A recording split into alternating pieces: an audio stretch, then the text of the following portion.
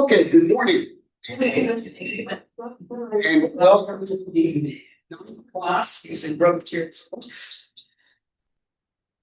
In our last class, we went through my favorite suttas in each of the Nikayas.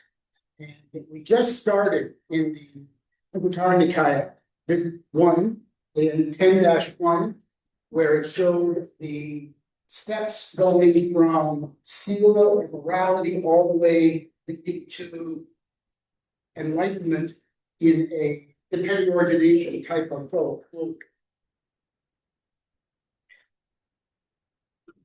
Like this. So the next sutta I'd like to talk about is the Kalama Sutta. You're probably quite familiar with this sutta. A bit of background on this sutta.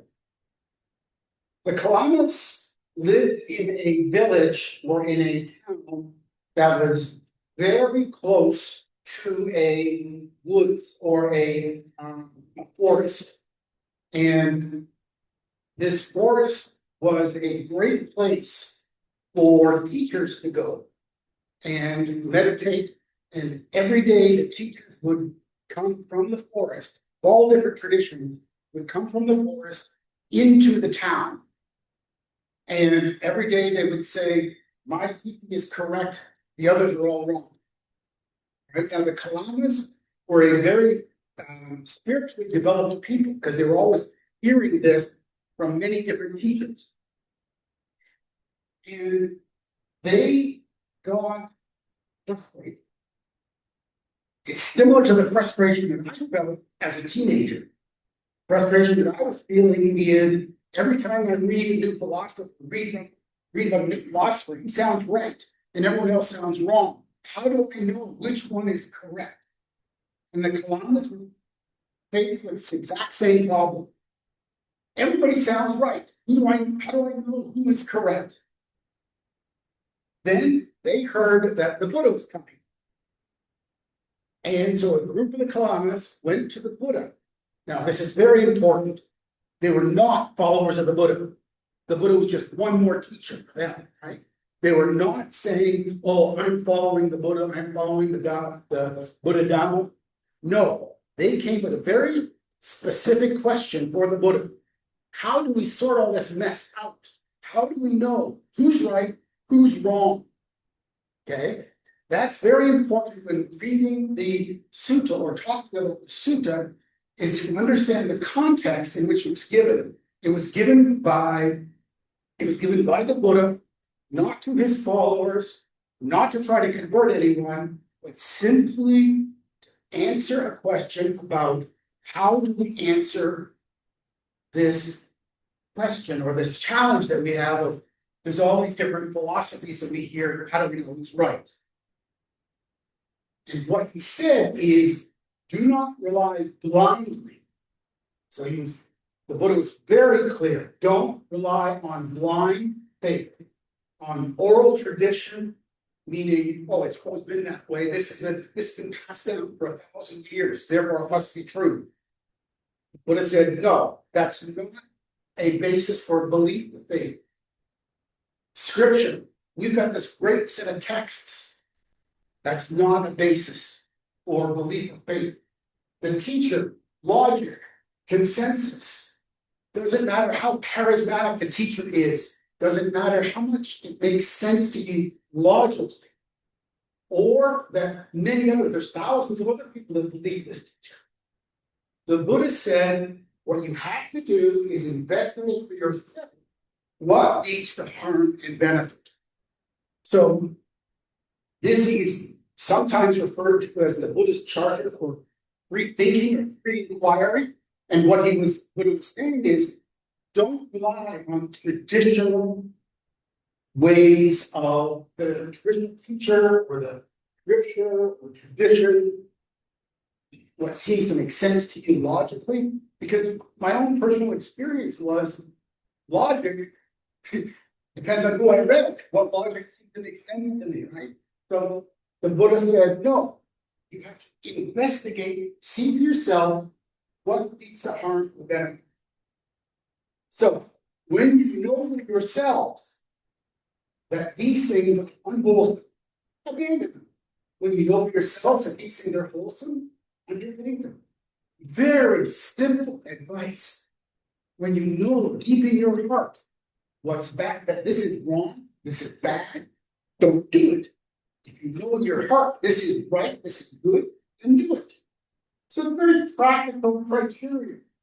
Whether, and this is where the Buddha starts to introduce his own philosophy, his own teachings.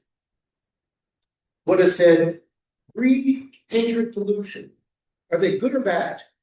The Kalama said, we understand they're bad.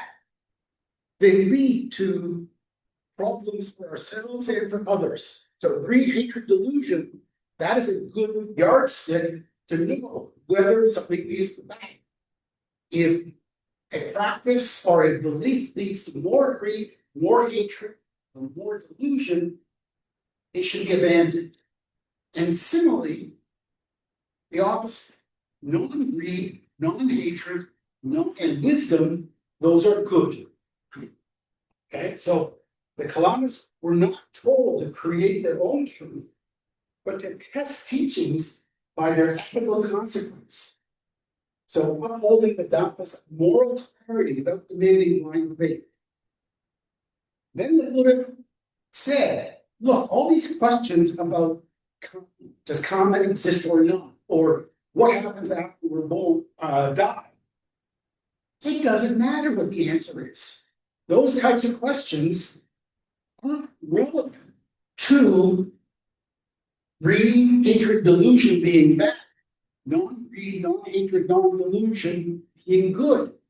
Whether or not there is karma or no karma, whether or not there's rebirth or no rebirth, and the details of how karma or rebirth work, it doesn't matter. Do what is good by following non-greed, non-hatred, and wisdom. All right, so this was the this sutta, very important sutta that really presented the Buddha as a common sense kind of teacher. Any questions on that sutta? Yeah. Just maybe you mentioned that it doesn't matter on this karma, Right. It's using created. Okay. All right. If you behave in a way that is greedy, hatred, full of hate, and full of delusion, it doesn't matter whether there's other force called karma. Do you think good will come to you and to others? No, it will not. Is that good for you? Is it good for society? No, it is not. Maybe in the short term, yeah, you can gain something out of it, but you know deeply in your heart that this is not a good thing. Doesn't matter whether you believe that how the law of karma works. It doesn't matter if there's rebirth or no rebirth.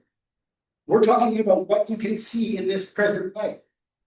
Now, of course, the Buddhist teachings include karma, include rebirth, but though understanding and believing in karma and rebirth are not required to lead an ethical, moral, good life. And that was the point that the Buddha was making here.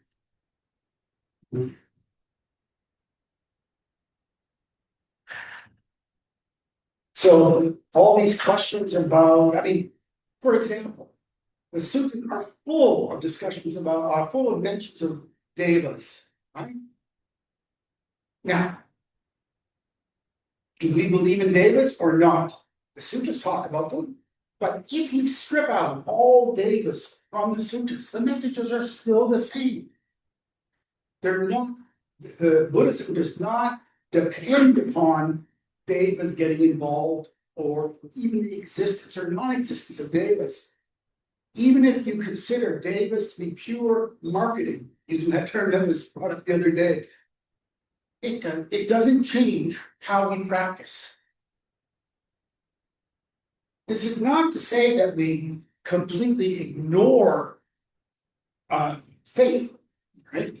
Faith or confidence, once we have a basic faith or confidence or belief that, hey, the Buddha is God. There's in the Buddhist teachings, some basic confidence and faith. Then it can impact your practice. So I'll give you an example. Meditation. Is meditation beneficial? Well, if you haven't meditated before, you might say, I've got no proof in my personal experience that meditation is beneficial. However, the suttas talk about how beneficial it is. My friends who have meditated talk about how beneficial it is. All right, so I can then have a belief or a confidence or a faith that meditation is beneficial. Right? It's not blind faith. Okay? It's a reasoned faith, okay? A studied faith. And then that leads you to the very first step of going to your first retreat or starting to practice at home. And when during your first retreat or practicing at home, there is the experience of, wow, the mind is so calm. You can sense from your own personal experience, this thing, meditation, it does have benefits. Maybe I haven't reached all the way over here, but even the little bit that I achieved, it's great. I'm going to come back. I'm going to come back. Even though and so there is confidence then that starts to build up. The faith, the confidence from experience starts to build up, build up, build up, build up, and keeps pushing along. As the more and more experiences come along, the more your confidence and faith comes in.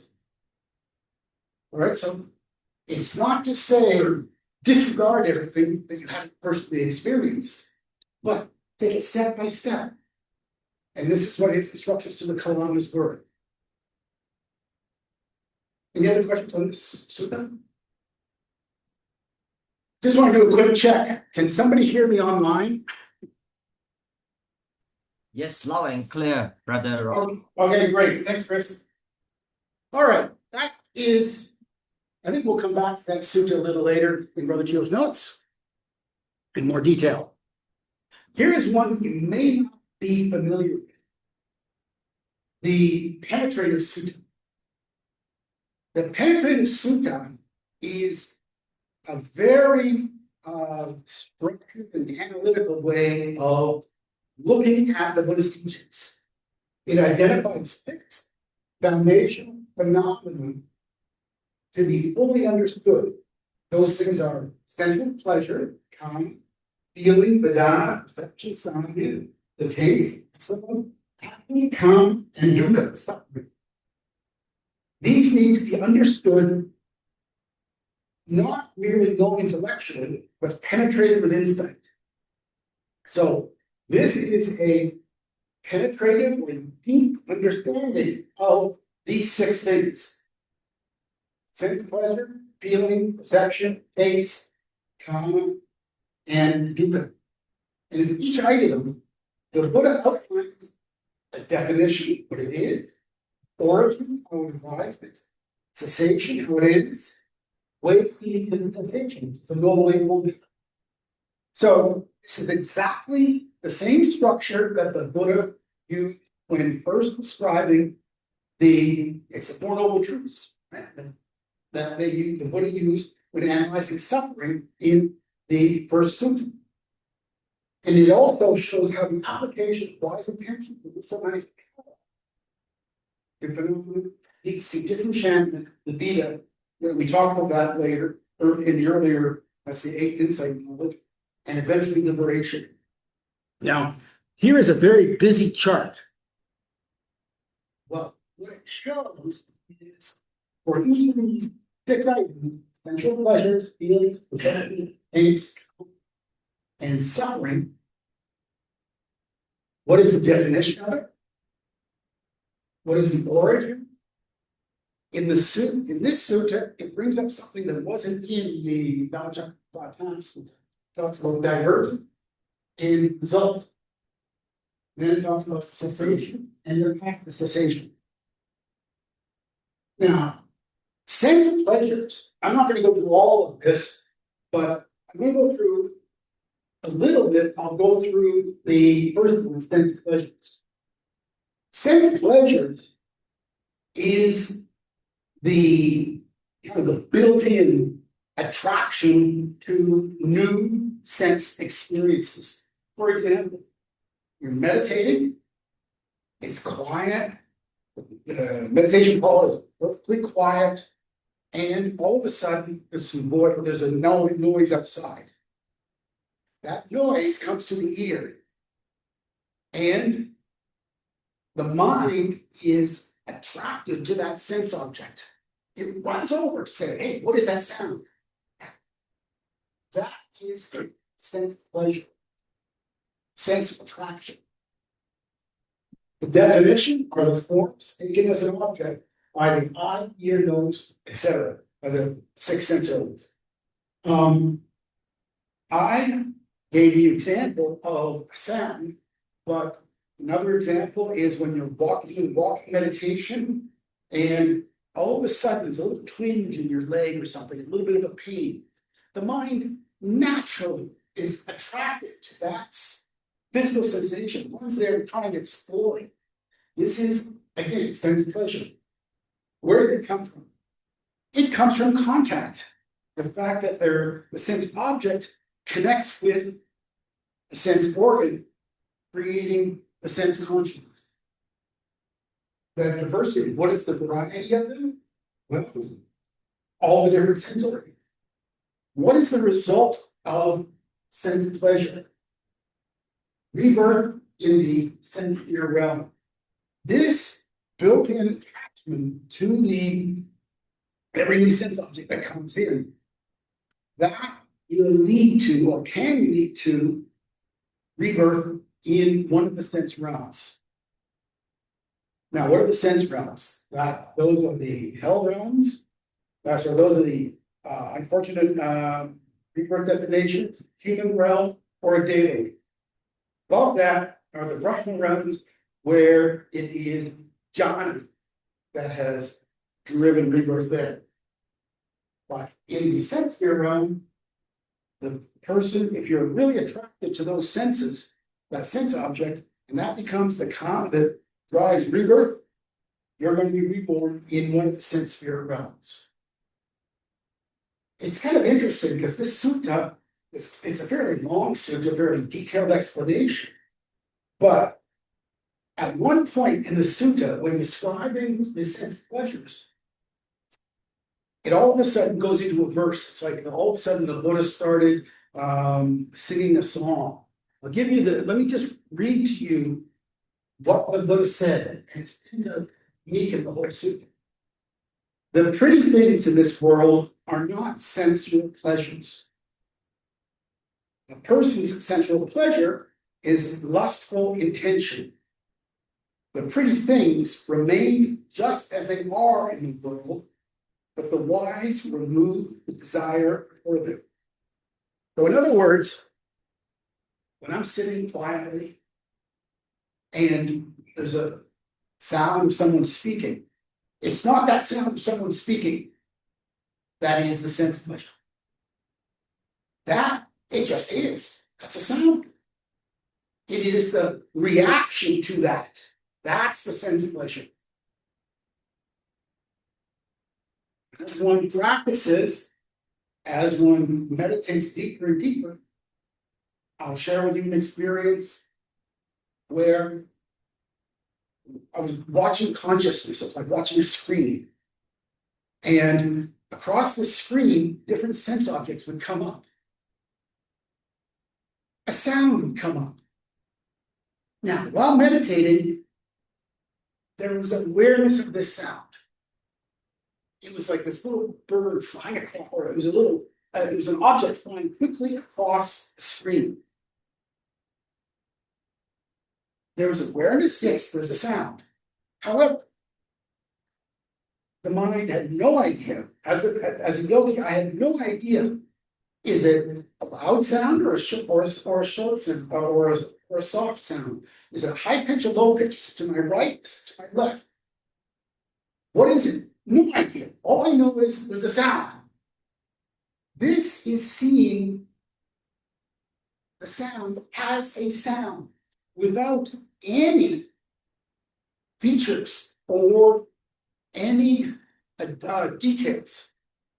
This is purely seeing sound as a sound going into the mind. The consciousness is aware of the sound, but there's no diving into it of what kind of sound it is.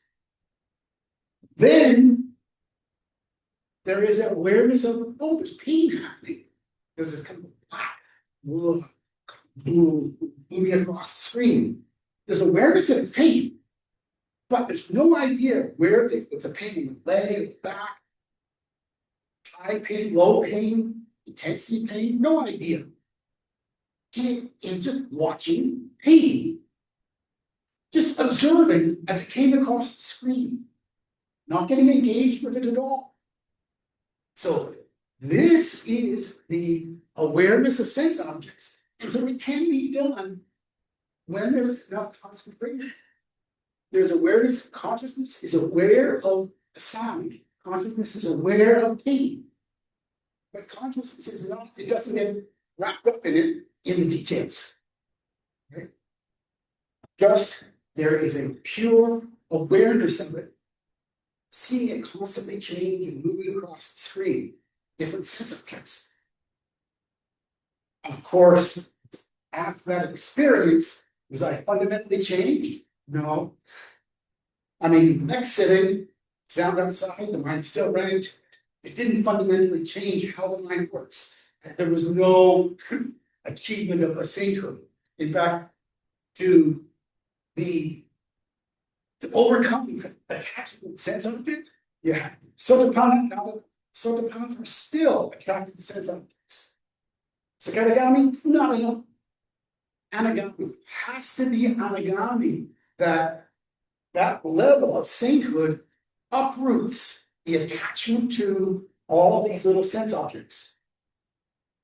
And that's why to anagami, when they are reborn, they're never reborn in the sense realm, because they're not interested in sense objects. They're only reborn way up in the jhana.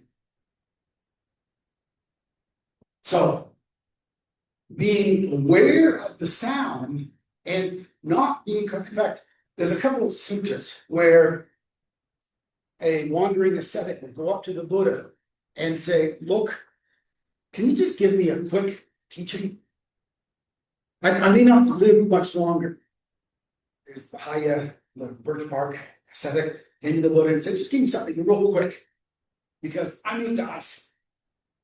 The Buddha turned him down a couple of times, and finally he asked again, and the Buddha said, okay, in the scene, there is only the scene.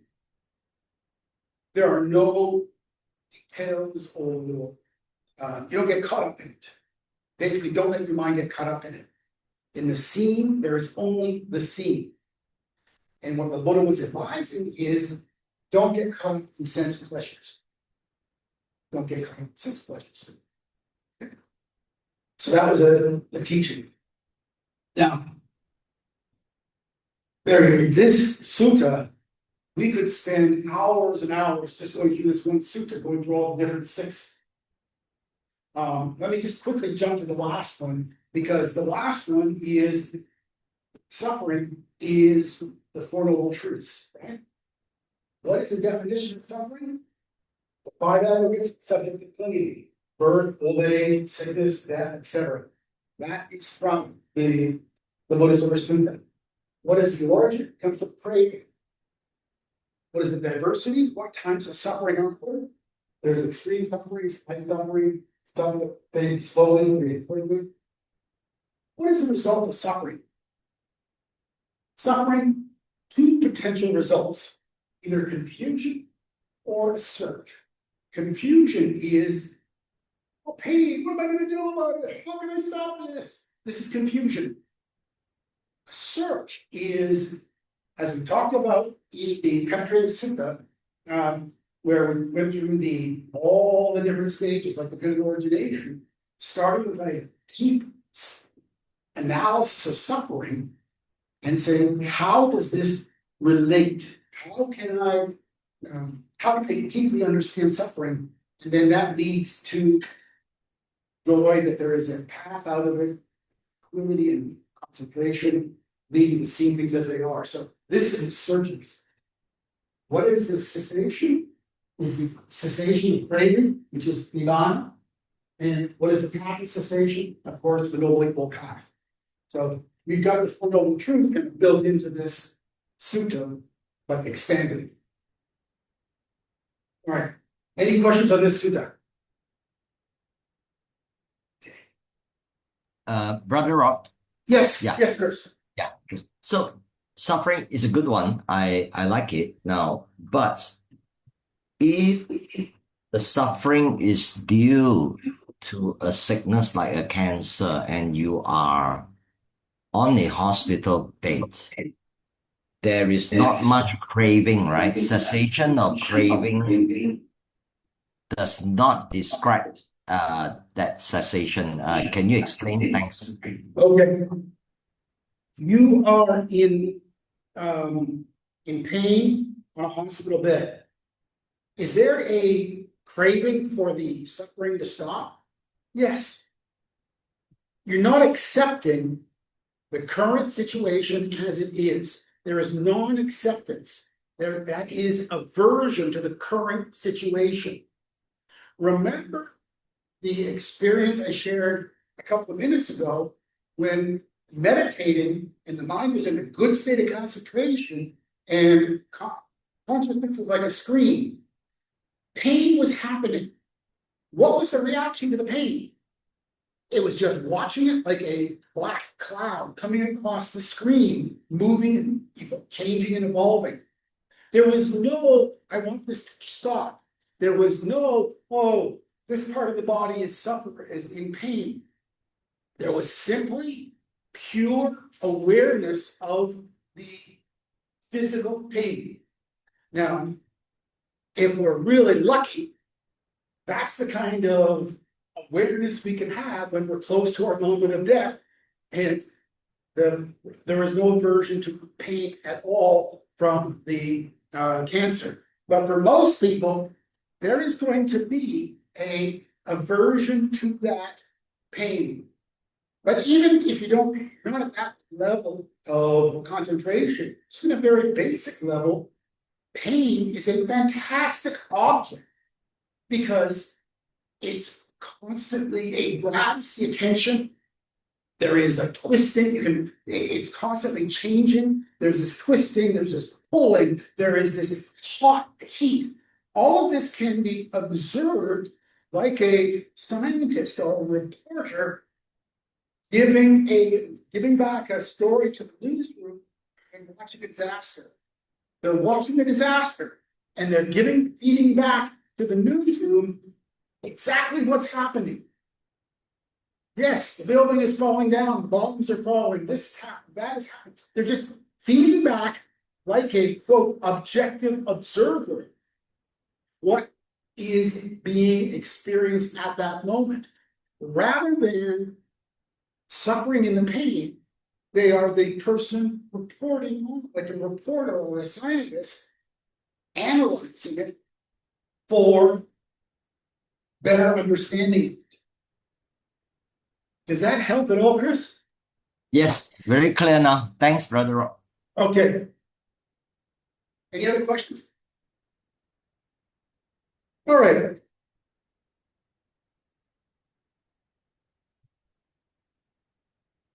Can I move ahead? All right. So three suttas from the Abhidhamma. We now move to the Khuddakanikāya, which is a collection of smaller works. Now, how many books are in the Khuddakanikāya? Depends on who you ask. If you ask someone from Sri Lanka, they will tell you 15. There are 15 books. If you ask somebody from Thailand, they'll tell you 17. If you ask somebody from Myanmar, they'll tell you 18. Because the Sri Lankans, the Thais, and the Burmese include different texts. They all include the first 15. The next two are included by the Thais, but not the Sri Lankans, the Thai and Burmese. The last one, Nibbedhika, is only included by the Burmese. Now, this is the list. I'm going to go through each of them and explain them in a little bit of detail. So, it's a very, very short book. Imagine that someone becomes a novice monk, a child becomes a novice monk. They need to get trained up on some basics, some real basics. You need a manual that covers, what do you need? Well, you need to know the precepts, you need to know how to take refuges, the precepts, you need to know, because you got to some basic chants, right? The metta chant, Mangala Sutta chant, the Ratana Sutta chant, because you're expected to chant those things. So what they did is they took just the most key things that a new monk needs to memorize and put it together in one thin book. Almost everything in that book is contained in other parts of the suttas, in the Nikayas, but it's especially for novices. So it's got it lists the 10 precepts for novices, chants and verses for ethical reflection, memorization, introductory training in the Dhamma, especially novices. Dhammapada, I don't need to explain the Dhammapada here. We all know what the Dhammapada is. A set of verses. Udana. These are inspired verses, inspired utterance by the Buddha, each arising from deep meditative insight and profound encounters, revealing key Dhamma principles through vivid stories and spontaneous explanations. So something happened to the Buddha, or something happened to a yogi, one of the arhats, and they were just so overwhelmed. They made this great statement. And these are captured in the Udana. In Nibbedhika, these are very short discourses. They are a mixture between prose or text and verse. It's like you were sitting listening to the Buddha, because what happened was there was Shaka, who was a rich lay woman, follower of the Buddha. She said to her maid, "Go listen to what the Buddha said and bring it back and tell me word by word." So this is Khuddakanikāya, the maid, her reflections on her, feeding back to her mistress what the Buddha said in a sutta. The Sutta Nibbedhika, it is a collection of very early texts. It's considered by scholars to be some of the earliest teachings of the Buddha are captured in the Sutta Nibbedhika, because they don't talk about being in a monastery. It really is describing a homeless life, living in caves, very, very simple life. No metaphysics, no Abhidhamma, very, very simple, direct teachings. So, very poetic, but Buddhist teachings preserving the deeply contemplated and ethically profound suttas that emphasize renunciation, compassion, path of liberation, very close to an oral tradition. It really sounds sort of with the Buddha, listening to these And when the Buddha described his own teachings, he identified the Sutta Nibbedhika as a separate group of his teachings, even at the time of the Buddha. The Abhidhamma, this is a later text. What it talks about is how it describes how acts of merit, especially generosity and virtue, they get rebirth in this celestial mansion, gives comic encouragement for lay followers, inspiring stories of radiant results. So each of these stories starts with, oh, there's a beautiful mansion up in the Deva realm, and the reason that the Deva inherited this beautiful mansion is because when he was a human, he did this, and this. So it's kind of like a moral stories, like the Jataka tales. This is a moral stories. Here's what you got to do if you really want to be living in these beautiful mansions in the future, next life. Penetrative is the same type of stories, except we're dealing with petas who have terrible. So it talks about a terrible, terrible peta. And then it says this is why the peta got reborn like that. So don't do all these bad things. So most acts such as consequence of greed, hatred, neglect of virtue, highlighting the power of merit, creativity, compassion. This is where when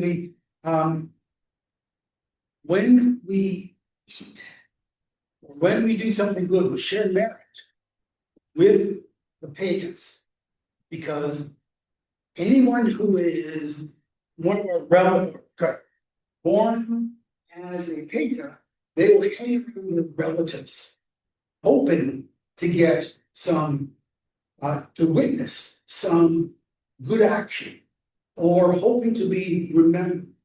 If they are remembered, or they witness good action, then the peta can rejoice, and for at least a short time, reduce their suffering, because they're rejoicing that one of their relatives is doing something good or is thinking about them. So, whereas the Nibbedhika, those babies up there just enjoying, having a great time, petas are having a miserable time. So we're going to do things to avoid becoming a peta, and we have to share merit or think of them in eating to at least give them a little bit of relief. Theragatha, these are short collection of verses expressing the personal insights, struggles, and triumphs of early elder monks and teras. Deeply human and poetic, with knowing the lived experience of Dhamma. I mean, this is very much of a this is what I experienced type of from the first-hand account from senior monks in these verses. Terigata, same thing except for nuns, enlightened nuns. It's a whole section in there where Mara came and talked to each of the nuns and tried to convince them not to continue with their practice. And what happens is the nun recognizes, oh, this is Mara speaking. Now I've recognized you. I know I can ignore you. I need to ignore you. You shouldn't get misled. And so Mara, having been recognized, disappears. And this is a metaphor for actual defilements. When you're meditating and the sound comes from outside and the mind rushes over there, if there is awareness, that's sensual pleasure at play. There's sensual pleasure. I recognize it now. The very act of recognizing it during your meditation helps weaken its pull. If you don't recognize it, its pull increases. If you recognize it, its pull decreases. Because as soon as you recognize it, that's sensual pleasure. All right, enough of that. Now we go back to main meditation. Nibbedhika, we've talked about that before, with all the different stories of counting the Buddha's past lives. We can go through that. Now, Nibbedhika, this is an interesting book. It's actually a commentary on the Sutta Nibbedhika. Right? It's an ancient commentary attributed to Mahayana that helps explain parts of the Sutta Nibbedhika, showing what early Theravada Buddhists and interpret the Buddhist teachings. So here we have, in the initial lists of texts that the Buddha, when he listed what texts he had, remember the ninefold texts, one of them was the Nibbedhika. So he mentioned the Sutta Nibbedhika as one of his set of texts, and the Nibbedhika, which is the commentaries. Even at the time of the Buddha, there were commentaries on the suttas that were, and the commentaries were recognized by the Buddha himself as part of the teachings. In fact, I think I've talked about many times how wisdom publications have published Bhikkhu Bodhi's translations of the various Nikayas, and they're wonderful. The original Khuddakanikāya was done translated by a guy named Maurice Walsh, but then the Majjhima Nikāya, the Samyutta Nikāya, and the Nikāya, all of them translated by Bhikkhu Bodhi. What did he do after that? Bhikkhu Bodhi translated the Sutta Nibbedhika with the Nibbedhika. So you get the full Sutta Nibbedhika, all those original beautiful suttas from the first-hand experience during the early times of the Buddha, all the way to the commentary, and to it as well, fully translated.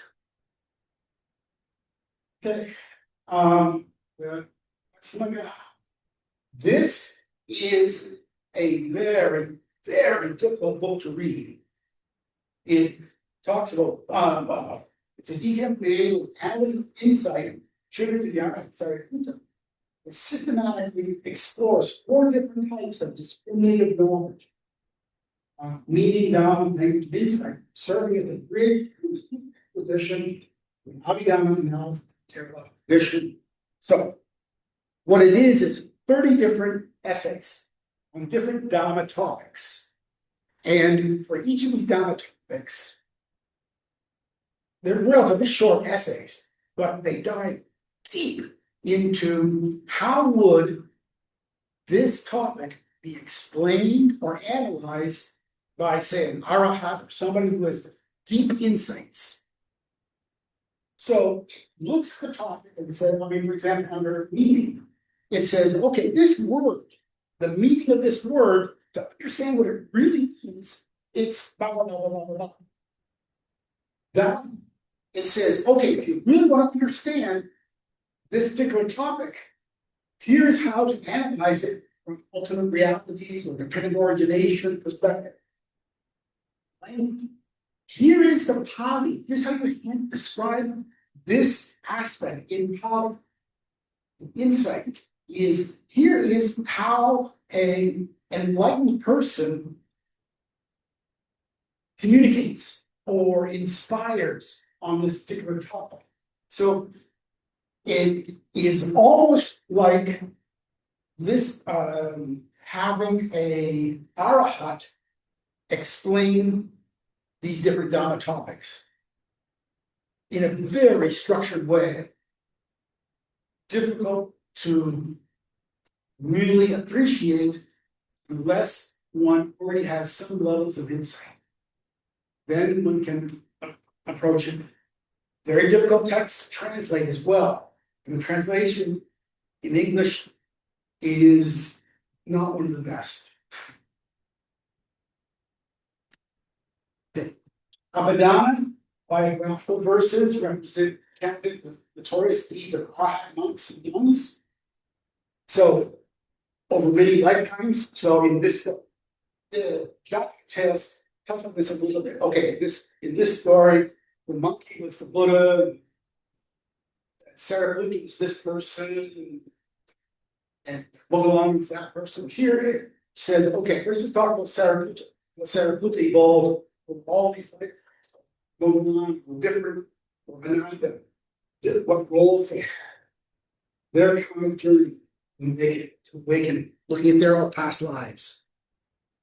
Buddhism goes into detail on 24 lives of the Buddha, highlighting the making of Bodhisattva vow, cultivation of the 10 perfections of the paramis, stressing the skin. This has been translated by Swami Hassan. It's about, I don't know, 60 cm long of texts, Chronicles of the Buddhas. Very, I mean, a lot of stories in there. Personally, I view a lot of this stuff, the Abhidhamma and the Buddhism, as more marketing. Nibbedhika. This is again this much shorter version about the Bodhisattva perfecting the 10 paramis across many lifetimes. The next is now we're now getting into the ones that Srimankas no longer accept as part of the Khuddakanikāya. The Nepi is accepted by the Thais and Burmese. It is basically, here's instructions on how do you write a commentary. Step-by-step instructions on how to write a commentary. So it helps explain the Buddhist teachings clearly by giving an organized method and teaching lessons, making sure that ideas stay consistent and easy to pass along.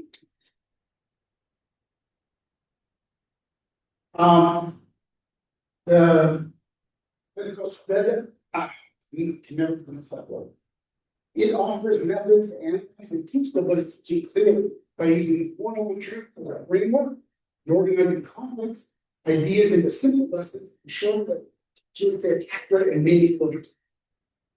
Basically, the next focuses on how to write a commentary.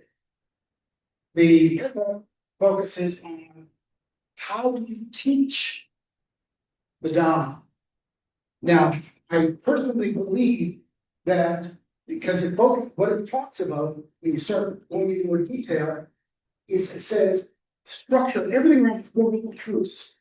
Start simple, explain in detail, and then summarize. I believe that Brother Teo, in preparing his class notes, followed this structure. Because if you take a look at Brother Teo's class notes, it's all around the Four Noble Truths. He starts simple, it's complicated, and it goes into detail. So I believe that this inspired Brother Teo's approach to his notes. The Nibbedhika. This is kind of a unique Buddhist text. Presents a dialogue between King Milinda and Andrew I, Greco-Buddhist king, and the monk Nagasena, clarifying core Buddhist teachings and analogies. So it bridges the Greek or Vedic to Buddhist form, making complex ideas accessible and showcasing early Buddha methods of teaching. It's commonly recognized as part of the Khuddakanikāya or Burmese. So the story here is that when Alexander the Great came, he conquered, and historically, he came and conquered Asia. He got all the way to India and then stopped. He couldn't capture, he couldn't take India. So he stopped just outside India, what is in today modern Pakistan and Afghanistan. Okay. So Alexander the Great, he was a Macedonian or Greek warrior, but all the way to India and stopped. And when he left, okay, that's enough. I'm going back home. He died on the way back home. But he left behind him all these Greek kingdoms. Okay. One of the Greek kingdoms, the furthest one out, was called Bactria.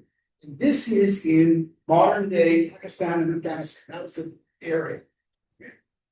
And so there was, shortly after he left, there was a particular king, King Menander I.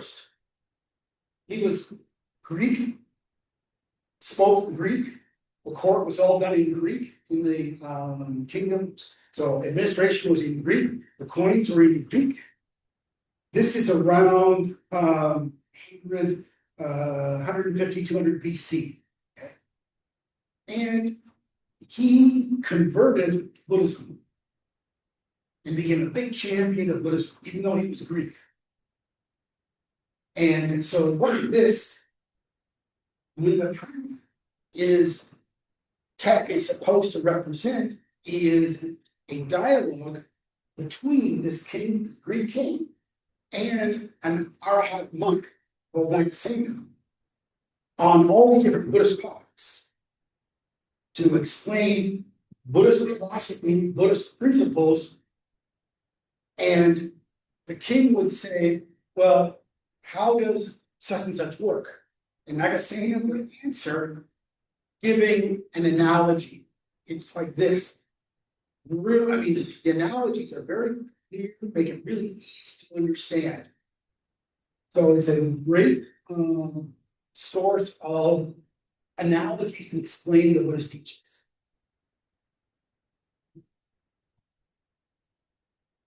Okay, I just covered a whole bunch of texts. Any questions on what I just covered?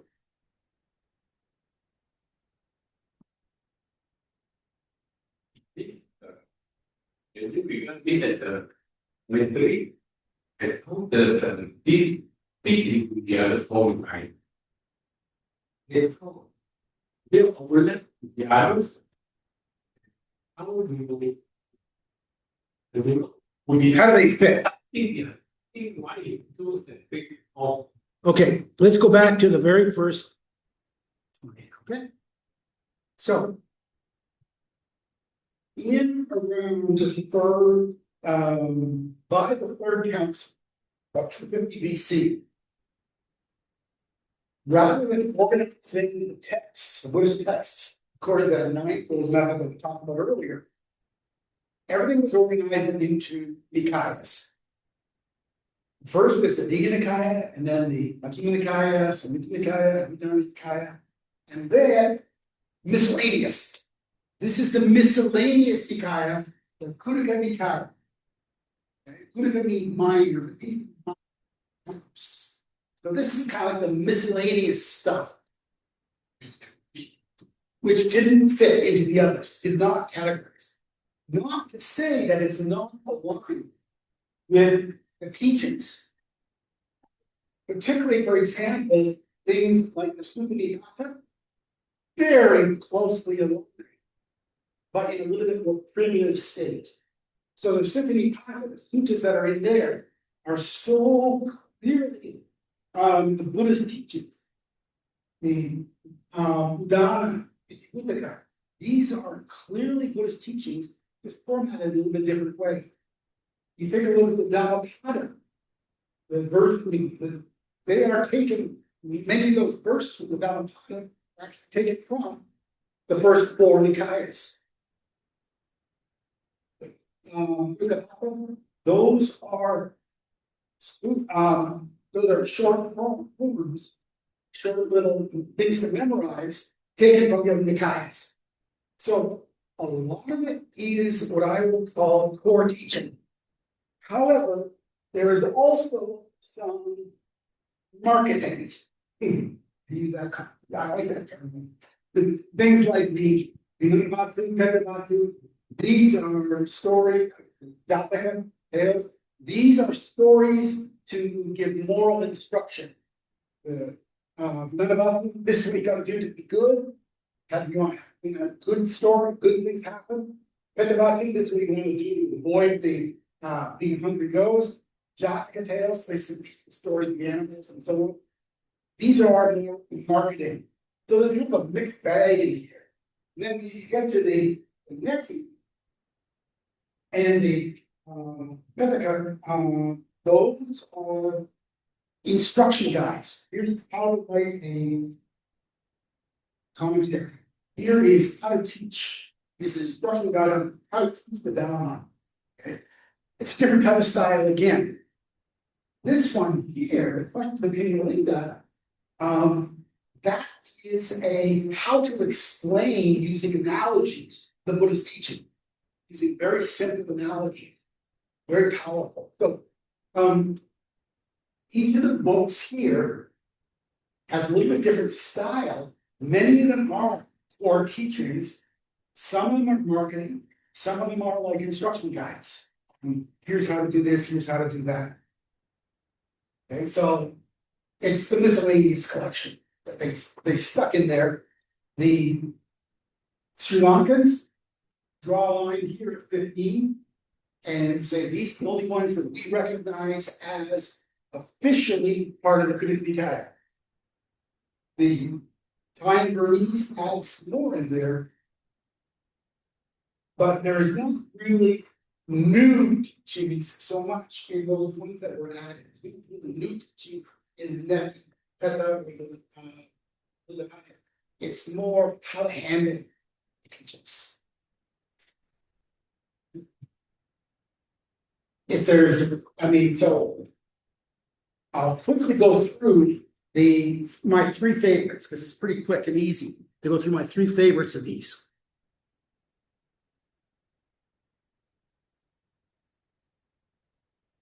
The Ratana Sutta,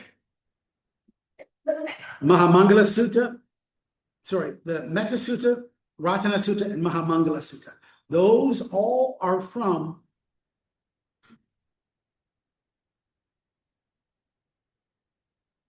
Sutta, Ratana Sutta, Mahamangala Sutta. Those are common chants that monks make. They're all contained in the Sutta Nibbedhika and identical copy of them in the Buddha for novice monks to recite. Okay. And they are very common, very popular types of suttas. Okay. In the next class, we'll go into each of those three and review. Yeah. It's in here two places. The Metta Sutta, the Ratana Sutta, Mahamangala Sutta. They're part of the Sutta Nibbedhika. But they're also identical copy in the Buddha. So yes, it's in here twice. So when, for example, I went and the Metta Sutta is in the Sutta Nibbedhika, section 1, Sutta number 8, and it's also Sutta number 9, the Khuddakanikāya. Identical. Word by word, identical, yes. Yeah, they just have two copies of it. Yep.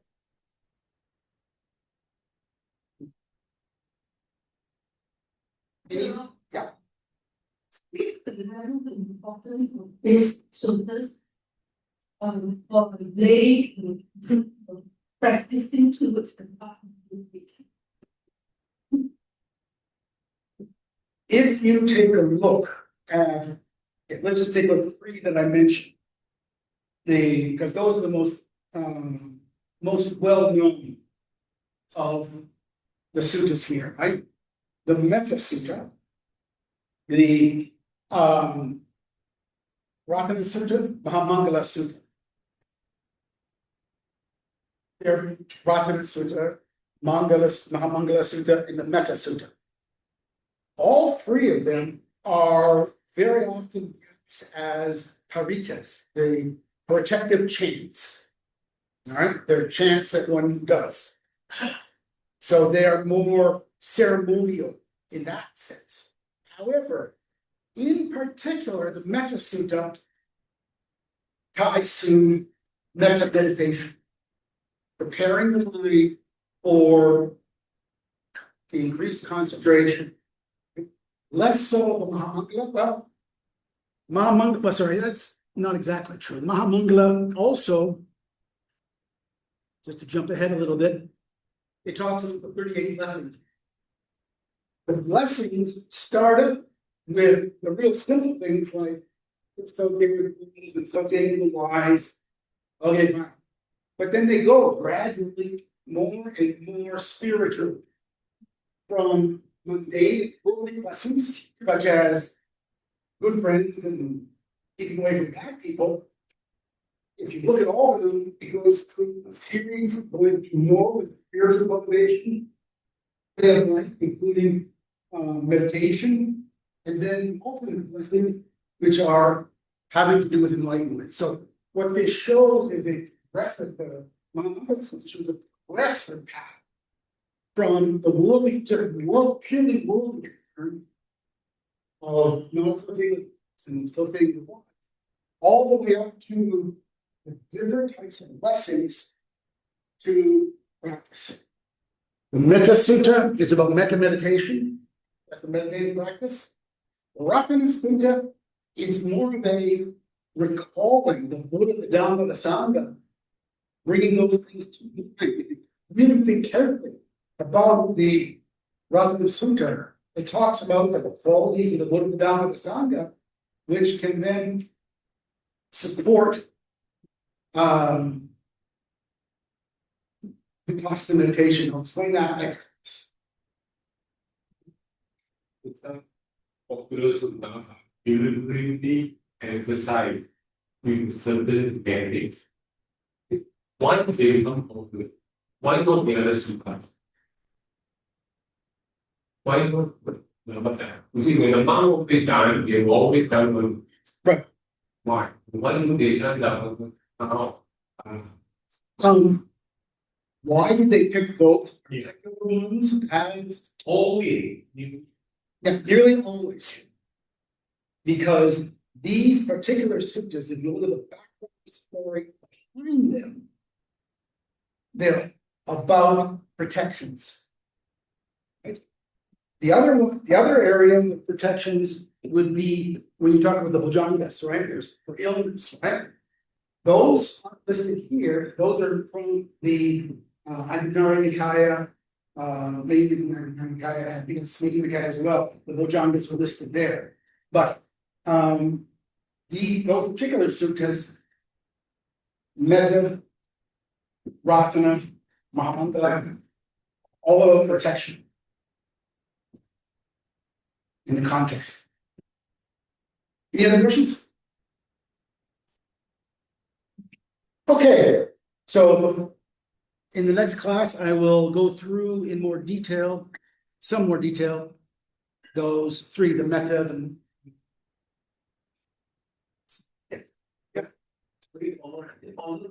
This earlier podcast, that we're not like we're not in would it be possible that they maybe we bring up